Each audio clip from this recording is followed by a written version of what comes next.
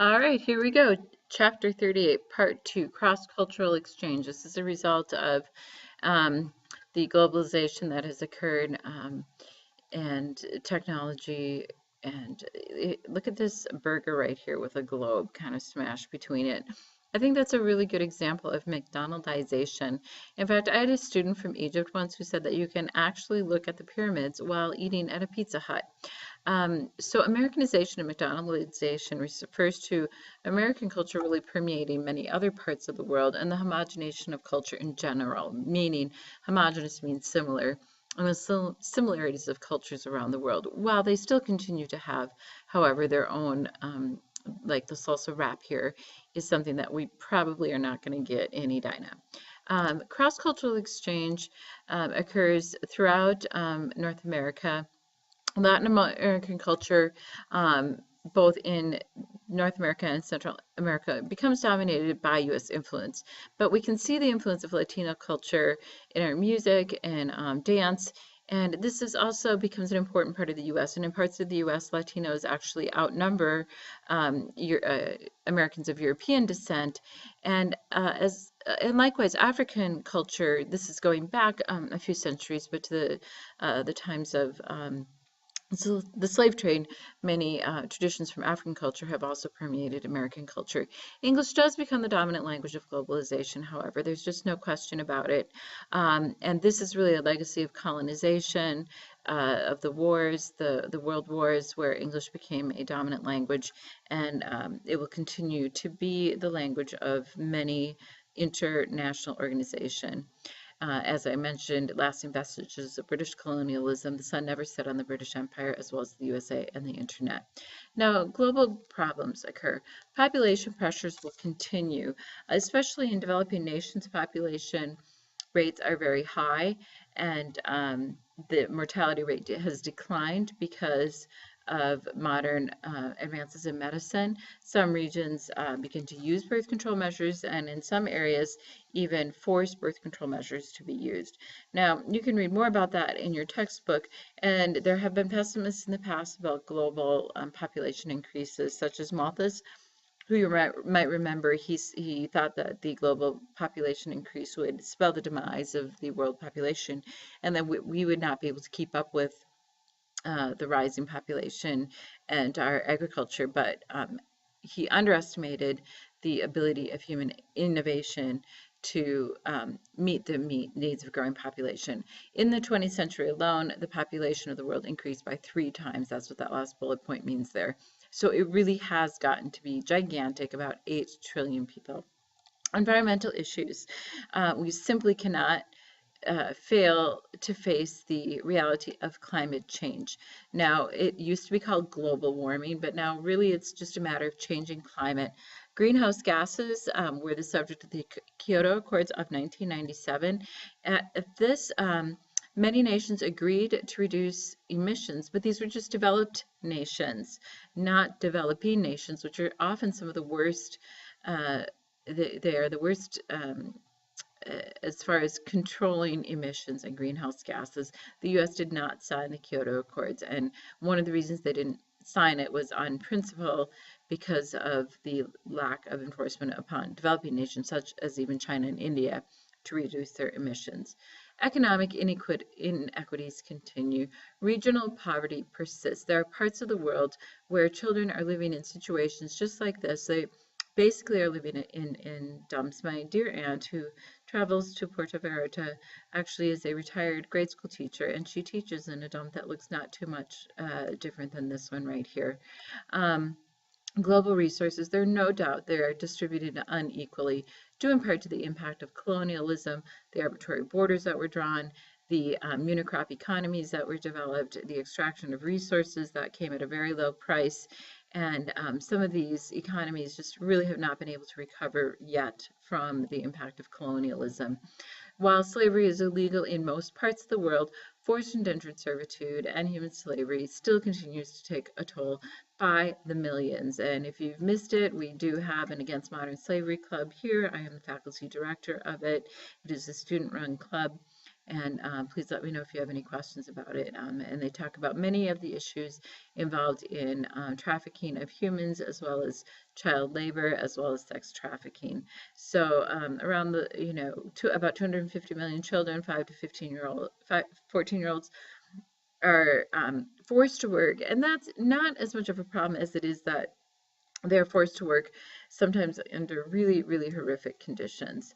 And there is still, as I mentioned, a major global trafficking of slaves. It almost seems like every week there's a new report of some trafficking ring that has been broken up here in the US.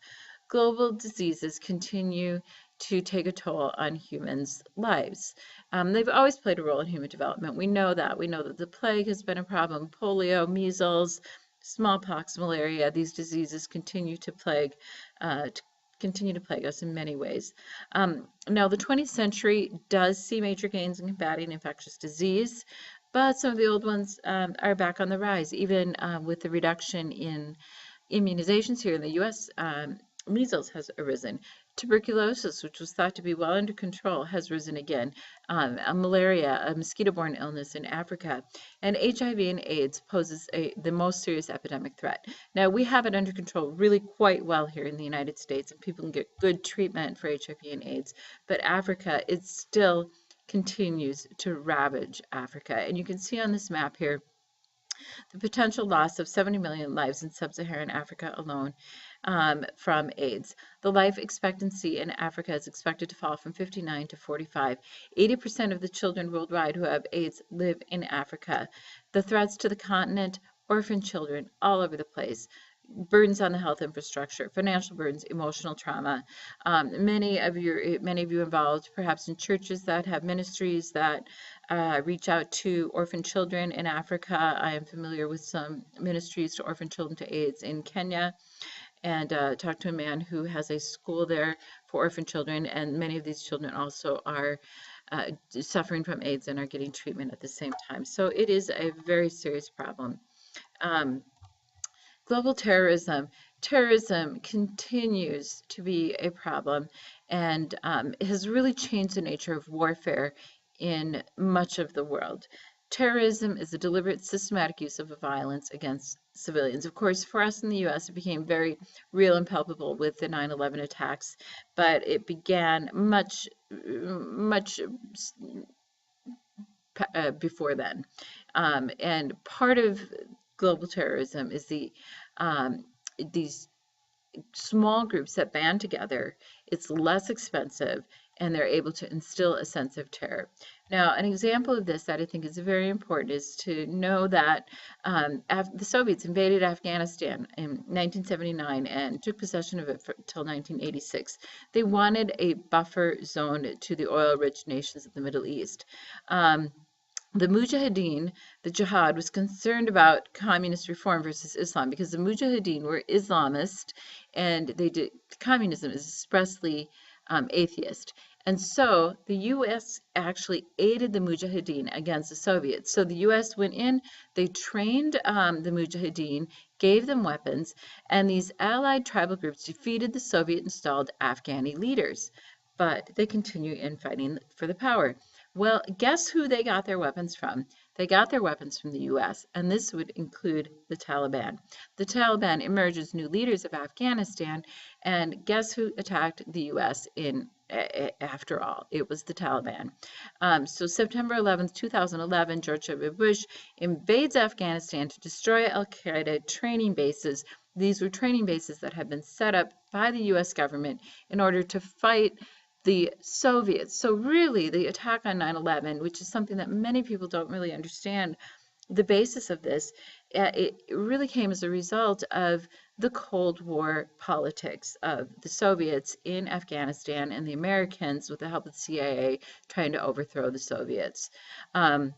And then the U.S. invades Iraq to overthrow Saddam Hussein and bring democracy to Iraq, originally to look for weapons of mass destruction that they thought were affiliated with the terror acts of 9/11, 2001. So the landscape of the world really changed when the U.S. was invaded. and the 9/11 attacks tragically occurred. Now, the UN has emerged as the most prominent of the multinational organizations that are chartered really to maintain international peace and security. They're influential in public health and other non-military areas. Um, they do have non-governmental organizations that they sponsor. They bring in aid to many areas of the world, and they provide much support to the global community, as well as support universal human rights. They're less powerful in military situations. However, there are times where UN peacekeeping forces that draw from a number of countries do assist countries that are in need of help. Now, global feminism is also a movement that is working to bring equal opportunities for education, access to birth control, abortion, health care, and to really address the problems of domesticity and abuse that is still common in many areas of the world. Even China, which has many, many opportunities for women, is still very patriarchal in nature. And India has an entire culture built around, they actually call it a rape culture because there are so many rapes that go unaccounted for in India. India, Arab, and Muslim lands continue to have a gap in literacy and medical care for women. However, there have been an increasing number of women national leaders, such as in India, Indira Gandhi was a leader there, Israel, Golda Meir, and the Soviet Union, Margaret Thatcher. Now, migration patterns. Migration is the theme that runs throughout history. Rural areas are depopulating. That means more and more people are living in urban areas. There are giant, giant slums in some of the larger cities of the world. Um, and these carry with them a number of problems. Immigration for economic reasons, we call some of these pull factors. People move to an area because they believe that they will find economic opportunity there. We call the refugees fleeing war and poverty push factors of migration that make people want to leave the country of their birth and of their origin. And many times this is very excruciating and heartbreaking for the people. And tourism becomes increasingly common in the 21st century. Now, what the term reconstructed ethnicity refers to is the fact that a lot of times tourists go places, let's say that they're going to Istanbul or to Paris or wherever it is that they go. They want to see this kind of like authentic ethnic recreation. And so sometimes these ethnicities are reconstructed for the purposes of tourism. Now, the final words of your textbook are this: the global movement of human populations crisscrossed boundaries, both internal and external, and contributed to global cooperation. In the borderless world of contemporary times, nothing less is acceptable. So, in the end, we are a global world. We are accountable and responsible for one another. And, I, you know, that's the final word of your textbook. We'll have more words to say in class, but that's it. Good night.